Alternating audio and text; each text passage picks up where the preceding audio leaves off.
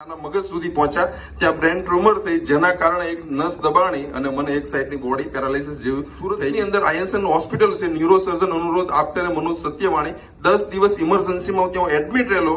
10 દિવસ પછી મને રજા થઈ, ઘણી બધી રાહત થઈ. દવા ત્યાં જવાનું, MRI કરવાના, ફરીથી 3 મહિનાની એક કોથળી ભરીને દવા, ફરીથી પાછું 3 મહિના, એવું 18 મહિના તમારી લાઈફ સાથે ચાલતું હતું. જ્યારે મેં ડેમો જોયો ત્યારે મને ખબર પડી કે દર 3 મહિને 25,000 રૂપિયાનો ખર્ચો કરું છું.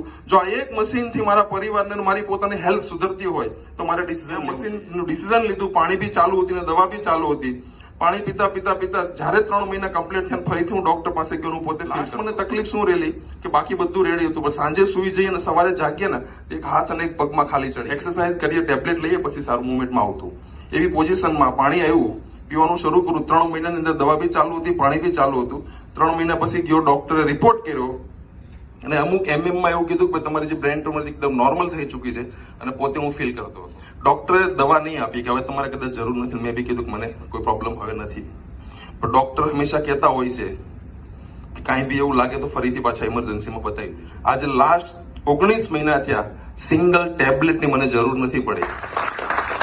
આ રિઝલ્ટ મારી લાઈફની અંદર મને પોતાને થયું અને પછી મને ખ્યાલ આવ્યો કે આની અંદર બિઝનેસ બી બહુ ધીરે ધીરે આ પોતાનું રિઝલ્ટ આવ્યો એટલે મારા પાવર નહીં.